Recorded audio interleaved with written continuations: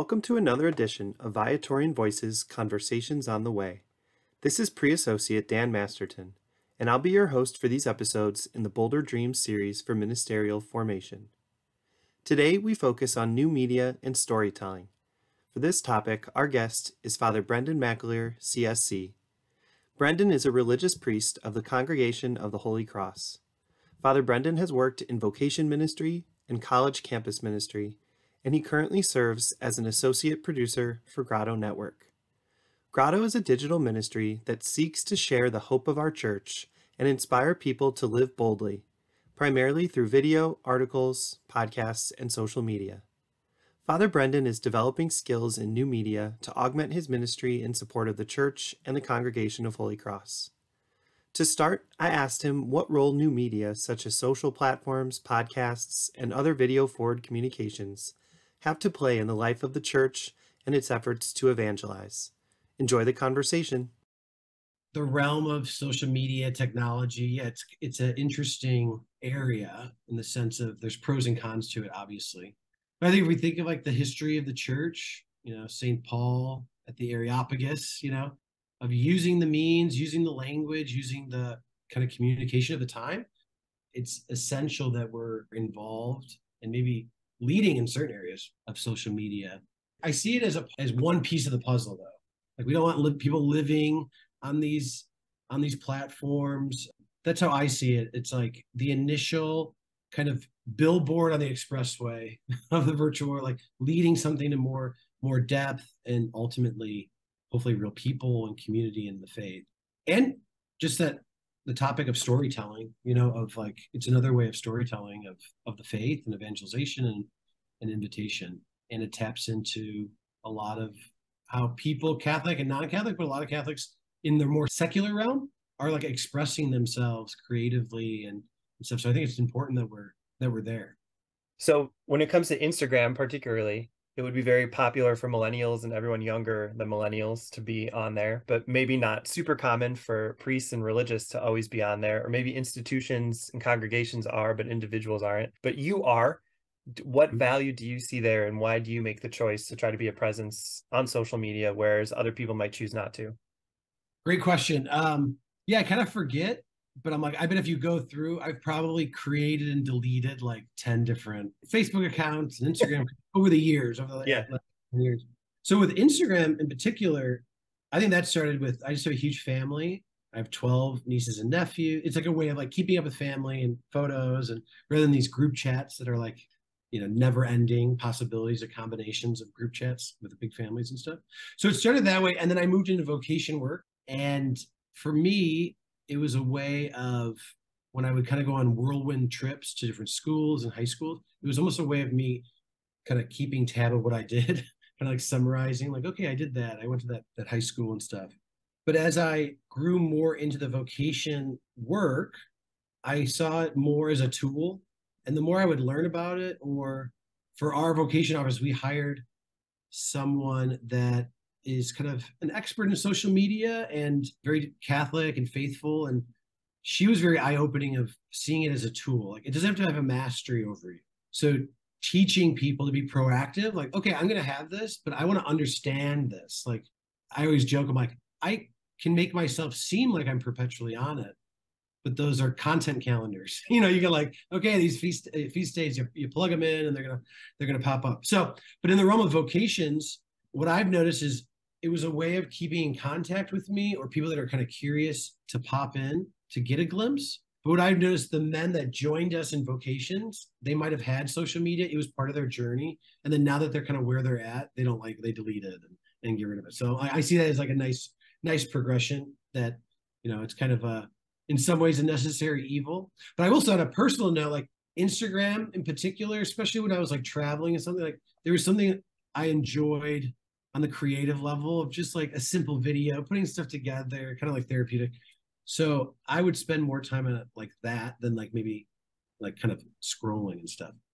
And then what happens is for vocations, it's my personal account, but the main gist of everything I'm kind of putting out for the most part, besides like cute baby pictures or like, a funny picture of like my little nephew saying mass out in the backyard by himself or something, was vocational. So I see it, especially for a priest, like I don't want it to be a grid of my face or like the food I'm eating or something. It's interesting because some people end up being like what we might call lurkers, where they're just following a bunch of stuff, but just like consuming. And maybe they do end up kind of with the app having mastery over them and maybe a little more addicted than they might realize. But it almost sounds like you strive for the inverse, where you're trying to like depict the ministry and community that you're in the midst of and not necessarily be consuming a ton back from others. Although, for your family, of course, but Yeah. Well, this Katie who works with us, like I remember she went on like a 10-day silent retreat, but she runs social media things. So she had set everything up. So like you would never know she was gone. She's out in the woods and whatever. And I'm like, yeah, that's you could have like a Luddite approach, which that's in me. Like we don't need any of this stuff. Like get rid of it all. Like, okay. I wish I was like I had that strand in my family, the Catholic Amish desire. And then there's just like full board, you're waiting for the chip to be implanted in your brain. Or so for me, it's kind of finding that like, how do I use this as a tool? Because I don't want to be on screens all day. So like when I worked in vocation, you kind of map out a person that maybe will join us one day. It's like, okay, well, maybe they saw something advertised for us and they followed one of our accounts. And then they reached out to us and then they came on a visit. And then they came on another visit and then they joined. Like, to see it as one, not an end in itself, a means of it. yeah, that's a good way to say it. It's a complementary, supplementary component to like a faith journey or a vocations journey that isn't necessarily the end all be all, but brings one to an opportunity of encounter with Christ or with church life. How would you describe, thinking now of like the job that you are in and the ministry of Grotto Network, how do you think Grotto has made an impact in spiritual engagement or faith formation for the young people who are finding it, who have found it, especially when we're thinking of people who aren't particularly active in church life? Maybe they have a family history of being part of the church, but maybe personally as adults, they haven't continued it, when it's up to their own choice. How do you kind of characterize or describe the impact that that's starting to have or is making for people? Yeah, I think maybe in a more effective way, Grotto's kind of doing what I might have been doing like instinctually with the Instagram account of what are we leading someone to? So Grotto Network has Grotto Chicago, through these different storytelling of people's passion of finding God in different ways of approaching areas of faith and spirituality from like unique angles that people haven't thought about. That it's kind of this gentle invitation and hope that people will kind of embrace the tradition they come from, or return to a tradition, or for those who are Catholic to be able to see their faith in a new way. So like the idea of bringing people to something concrete would be Grotto Chicago, and that's really inspired by the model of resident life at Notre Dame, I would say. So like accompaniment, hospitality, presence. Yeah, I think from that you could see from that building of community, our director out here speaks of that, of like, journeying with people, accompanying them, hearing their stories, being a place of hospitality and welcome and presence, and kind of, yeah, being on this gentle journey with people, kind of seeing how it unfolds. So how would you describe kind of that meetup point between online avenues? Like, let's say you have an Instagram account of someone who's really creative minded or someone who's dedicated to learning the medium and presenting their encounters on the vocation ministry, paths, or in a school or church community life. Where does the limitation of those things butt up against kind of the traditional pastoral ministry of encountering people, seeking to learn their hearts and form their faith? Can you describe like maybe where you see the handoff or the boundaries for that? That's a great question. I mean, because we're such a consumer culture, so it's like, okay, we're feeding people stuff. Like, well, when does the pivot towards discipleship or conversion or challenge, in a loving way, when does that take place? And that just can't happen until some kind of trust and community is established, I would say. So I think, yeah, a challenge for anyone in the social media realm or faith realm is like, I would say, is how to move on from social media as quick as possible. I mean, like, that's not the goal.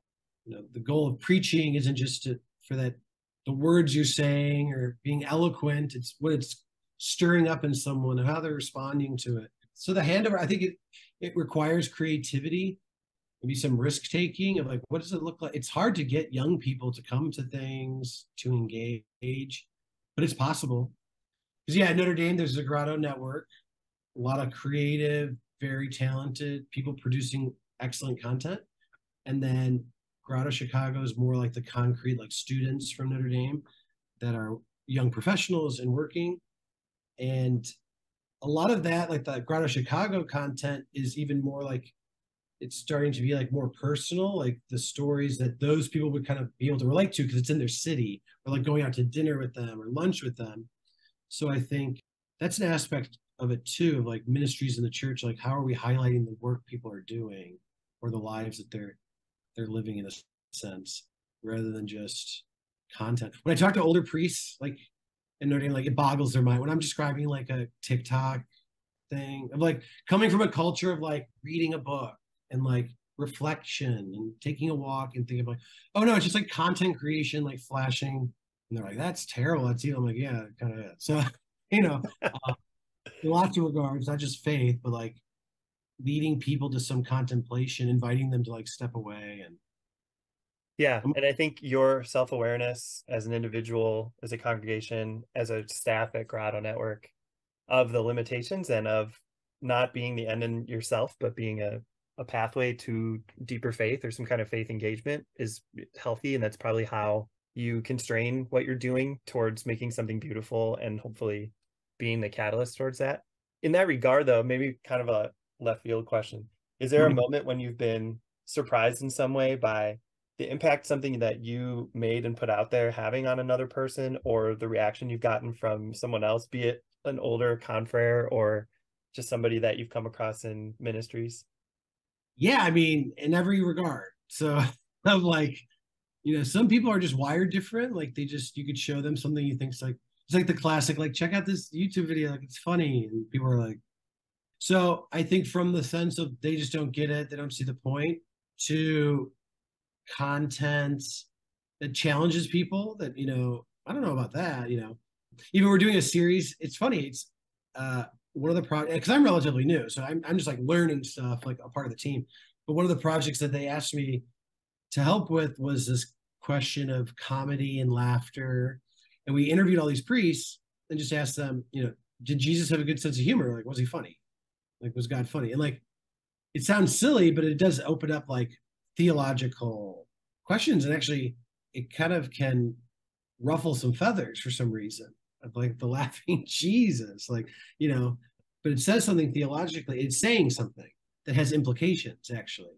But there's been a lot of wonderful, just being a part of the team and seeing work that's been in progress, of like highlighting good work and ministry that people are doing and like getting feedback. Like, our volunteer numbers kicked up after you did that video on us of X, Y, and Z. So mostly positive. And yeah, in the realm of like evangelization and anything within spirituality and anything in general, and people are going to have opinions, the comment sections, but it's a great medium to get people talking, to get people thinking. So I don't even see, like, if someone disagrees with something, if it's done well, and I think Grotto's content's really well done and quality is very, very high. So if it's kind of stoking conversation, I think that's important. Yeah, I agree. So maybe one last question then. What advice or insight, maybe thinking particularly of your time on the road and striving to do good storytelling and using media to cover your ministry and share the joy and encounter with others, what would you say to Viatorians who are trying to be good companions of young people and young adults today? What advice would you want them to hear or know from your perspective? Yeah, I mean, like you said, storytelling. I think like that's what our faith is. It's like it's invitation, it's storytelling. This happened to me. This is my experience. And the more we know our own stories and articulate them, and it's not unimportant that we are engaging and interesting, because sometimes, well, my story's not that interesting. Like, well, maybe you haven't done enough reflection. It's probably there's something in there, So I think that's one big thing of like, even in the realm of vocations, it's like the more I would think about like we're all in vocations. The whole, we all have vocations. It's all a call. It's helping people, whatever your state in life, to help them to know God, to know and to walk with Jesus. Like anything worth anything, it takes some skill. It takes some like acquiring some skill and comfortability and being challenged and reflecting on your own story. And then ultimately, I think vocations and just even evangelization in general, I'm like, our faith is not that complicated. So it's like intentionally not so. Like there's the creed and there's like basic traditional things within our history that work.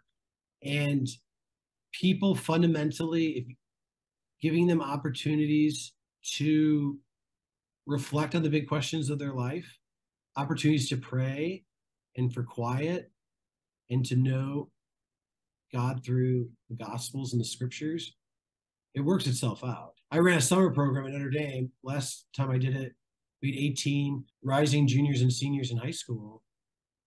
And it was really successful, but I was like, I would run any program the same way, starting the day with prayer, study, sports, like the basics of life, and inviting people into those kinds of things.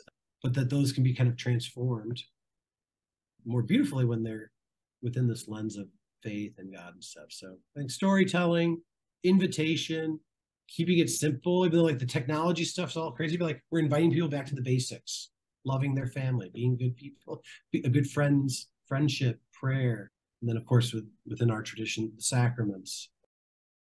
I hope you enjoyed this episode. Folks who would like to reach out can email Brendan at bmcaleer@nd.edu, which is also listed in the show notes, along with links to Grotto Network. Our thanks to Father Brendan for sharing his insights, and our prayers for his continued ministries with and for young people. To learn more about the Viatorians or invite vocational accompaniment, email us at vocations@viatorians.com or DM us on social media at ViatorianUSA. On behalf of Brother Peter and the Viatorian community, I'm Pre-Associate Dan Masterton. Venerable Louis Curbs, inspire us. St. Viator, pray for us. Adored and loved be Jesus.